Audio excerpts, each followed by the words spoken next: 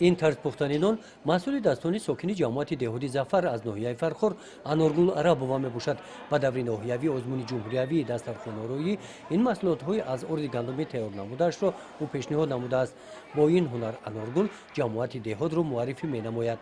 من شخصا از ارز 20 نمود خوراک‌های ملی را تیار کرده می‌توانم. این نمود خوراک‌ها را من اساساً از مادرم و بیبیم آموختم و من کوشش می‌کنم که این هنرها را به فرزندانم آموزانم. در این آزمون همراه انارگل از دیگر جماعت‌های دهاتی ناحیه کدمان‌ها اشتراک نمودند. آنها خوانی ملی آراستند. روی دسترخوان محصولات ارز گندمی، نان چپاتی، کلچه، سمبوسه، چکچک، آذوق، قلمه کلچگی پیشنهاد گردیدند. در ترکیب این غذاها کنسروانت‌ها ماده‌های شیمیایی دیده نمی‌شوند.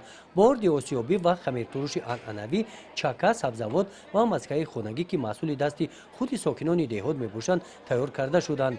اشتراکچیان چهاربینی جوانان هم هستند. مادرم مرا از خردی و پخت‌وپز ملی مجبور میکرد که من یاد گیرم. من از مادرم حاضر ندارم که مرا به پخت‌وپز ملی نشان داد و من حاضر میتوانم از اودای همه چیز، از اودای نانپزی، خوراکپزی، مثال آش، سمبوسه، آذوق. این نعمت و این شادی به این خم خدا داده.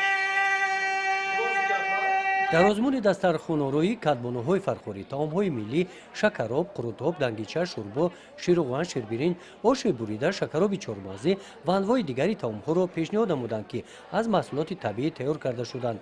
طبق معلومات طبیبان این گونه طعام‌ها خوراک‌های سبک حسابیده می‌شوند. اکثریت اشتراکداران چهاربینی یعنی آزمون دسترخوان‌آرایی جوانان بودند که این از آن شهادت می‌دهند که جوانان ما با پختن خوراک‌های ملی و رعایت عرف و عادت‌های ملی و فرهنگ ملی یعنی دقت خاصه ظاهر می‌نماید.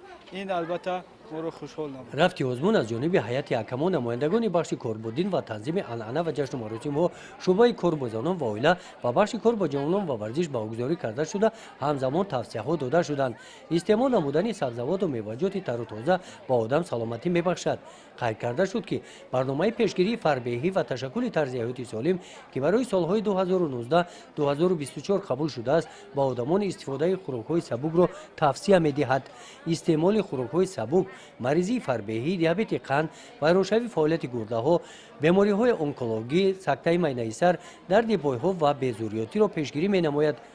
در جنبست چهاربینی اعضای مقامات اجرایی حکومت دولتی ناحیه فرخور و اشتراکچیان بهترین سپاسنامه‌ها تقدیم کرده شدند.